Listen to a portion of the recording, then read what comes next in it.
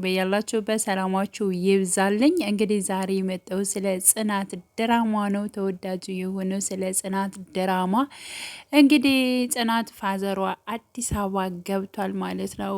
ኪራ እንግዲህ ሽማግሌ እልካለሁኝ ባለበት ሰዓት እንግዲህ ነገሮቹ እንትን ስላሉ ወደ አዲስ አበባ ወደ እነ ኪራ ቤት መጥቷል። የጽናት አባት ማለት ነው። እንግዲህ የጽናት አባት የመጣው በባለፈው ጽናት አውርተው ነበረ።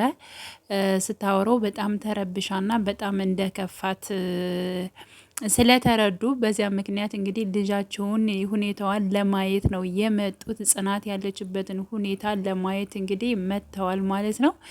እሱም እጅግ በጣም እንግዲህ ደስ በሚል አቀባበል ተቀብለውታል ማለት ነው። ደስ የሚል ጨዋታም እየተጫወቱ ነበር። ግን ደግሞ ልቡ እሺ ያላለው አባት ደግሞ ብዙ ነገሮችን ጽናትን ሲጠይቃት ነበር። ትምህርትሽ ላይስ እንዴት ነሽ?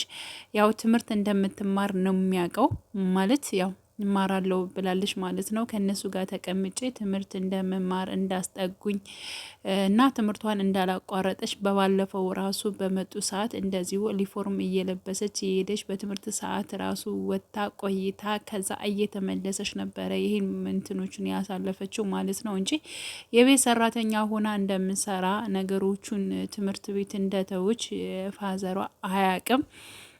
ስለዚህ ያው ዛሬም እንደዚው በማስመሰል እንግዲህ ትምህርት ቤት ሄድኩኝ በማለት ዩኒፎርም ለብሳ ከቤት እንደወጣችና ሰዓቱ ሲደርስ እንደተመለሰች ሁላችንም አይተናል ማለት ነው። እና እስከዚህ እስከ መቼ ድረስ ነው እንደዚህ አባቴን የምዋሸውስ? ለምንድን ነው?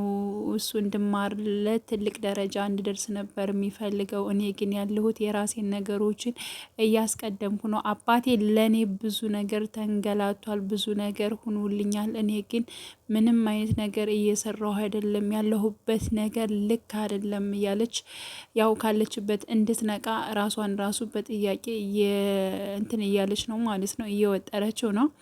እንግዲህ ኪራ ደግሞ ችግር የለውም ያለውን ነገር ሁኔታውን እንደውም አጋጣሚው ጥሩ ነው በማለት እንግዲህ እንዲሁም የኪራ አባትም ተመልሶ ወደ ቤት መጥቶ ነበር ማለት ነው። እና የጽናትን አባትም ተዋውቆታል። ስለዚህ ያለው አጋጣሚና ያለው ነገር እጅግ በጣም ጥሩ ነው። ስለዚህ አባቴ የኔም ስለመጣ አንድ አጋጣሚ ስለሆነ ያንቺም አባት ስላለ በቃ በእኔና በአንቺ መካከል ያለውን ነገር ይፋ እናድርግ፣ እንናገርና ነገሮቹን እንፍታቸው። ለምንድን ነው አንቺም እንደዚህ ከምትጨናነቂ? በሚቀጥለው አመት ትምህርትሽን ትጀምሪያለሽ። ስለዚህ እንደወደድኩሽ እንዳፈቀርኩሽ ብዙ ነገሮች እንደተጓዝነ ይሄን ነገሮች ማስረዳት መቻል አለብን ለቤተሰብ በማለት እንግዲህ ኪራ በጣም ጥሩ ሀሳብ ሰጥቷት ነበር ማለት ነው። ያንን ሀሳብ ግን ጽናት አልተቀበለችውም። አሁን ላይ ማንም እንዲሰማብኝ አልፈልግም በማለት እንግዲህ አግደዋለች ማለት ነው ኪራን። ምክንያቱም እንግዲህ ፋዘሬ እንደምማር ነው የሚያውቀው። በዚህ በኩል እኔ የቤት ሰራተኛ ሆኜ መስራቴን አያቅም፣ ትምህርቴን እንደተውሁት አያቅም። ስለዚህ አባቴ ይጎዳብኛል። ስለዚህ እኔም እንደዋሽ የዋሸውትን ውሸትም እሱንም እንዲሰማ አልፈልግም በቃ እና በአሁኑ ሰዓት እንደውም እኔ እናንተ በፍቅር ላይ እንደሆን ማሰብ የለብንም። እኔ እናንተም አሁን ላይ ባለንበት ላይ መርሳት አለብን በማለት እንግዲህ ለኪራ ነግረዋለች ማለት ነው። ኪራ ግን እንግዲህ ፋዘሩን ነግሮታል። ምክንያቱም ጽናት እኛ ቤት የገባችው እኛ እንደምናስተምራት ወይንም ደግሞ ከኛ ጋር ሆና ትምህርቷን እየተማረች እንደሆነ ነው የጽናት አባት የሚያውቀው። ስለዚህ እባክህን አባዬ እንዳትነግረው፣ እሷ የቤት ሰራተኝነት ተቀጥራ እንደምትሰራ ማንም አያውቅም። እሷ ነች ህይወቷን ለማሳለፍ ብላ የቤት ሰራተኝነት ተቀጥራ የምትሰራው። ስለዚህ አባቴ አንተ ቢያንስ ተረዳኝ በማለት እንግዲህ ለአባቱ ነግሮት ነበር ኪራ ማለት ነው። አባቱም ይሄን ያክል ከመቼ ወዲህ ነው ተቆርቋሪ የሆንከው? ምን አዲስ የተፈጠረ ነገር አለ? በማለት እንደውም ኪራን በመጠርጠር ጠይቆት ነበረ።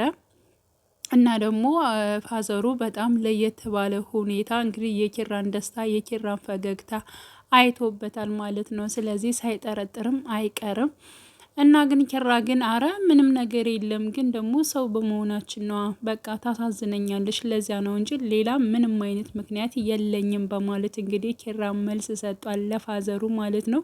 በእርግጥ ነው ፋዘሩም እንደዚያ ጽናት ከትምህርት ቤት ተመለስኩኝ በማለት እንግዲህ ዩኒፎርም ለብሳ ወደ እነ ኪራ ቤት በመጣችበት ሰዓት የኪራ አባትን ራሱ አይቷት ምንድነው ከየት ሄደሽ ነው እንኳን አላላትም ማለት ነው። ግን ደግሞ ቀን ሙሉ ራሱ ዛሬ ቤት እንደሌለች አውቃለሁኝ እና ትምህርት ቤት ሄድኩኝ ብላ ለብሳ ወታ ነው በማለት እንግዲህ የኪራ አባት ተረድቶታል ማለት ነው። ስለዚህ ያለውን ሁኔታ ወይንም ደግሞ ኪራ ማለት ጽናት እዛ ቤት እንደምትሰራ ቢያንስ ደግሞ ለጽናት አባት እሳቸው ይነግሩታል። የኪራ አባት ለጽናት አባት ይነግራሉ ብለው ፈርተው ነበር እነ ናሆሚ እነ መራዊት ማለት ነው። ግን ደግሞ ያው በመረዳት እንግዲህ አስረድቶታል ማለት ነው። ኪራ አባቱን ስላስረዳው አሁን ላይ ለጽናት አባት አይነግረውም። ስለዚህ ቀጣይ ምን ይሆናል? ግን ደግሞ የጽናት አባት ግን ብዙ ነገሮቹን የተረዳ ይመስለኛል። የሆነ ነገር ለየት ያለ ነገር እንዲሁም ከኪራ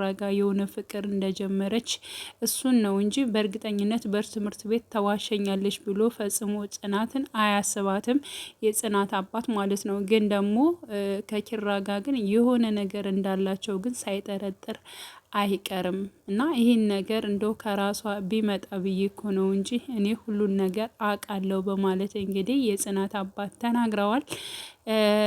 ቀጣይ እውነቱን ትነግረዋለች? ከኪራ ጋርስ በፍቅር እንዳሉ ትነግረዋለች ወይስ ደግሞ ፋዘር ራሳቸው ለጽናት ይነግሯታል?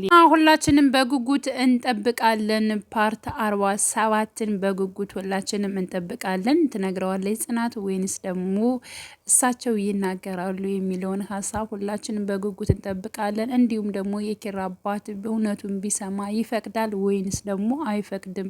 ጽናትና ኪራ ሌላ ፈተና ውስጥ ይገባሉ ወይንስ ደግሞ አይገቡም የሚለውን እንግዲህ ቀጣይ እንመለከታለን።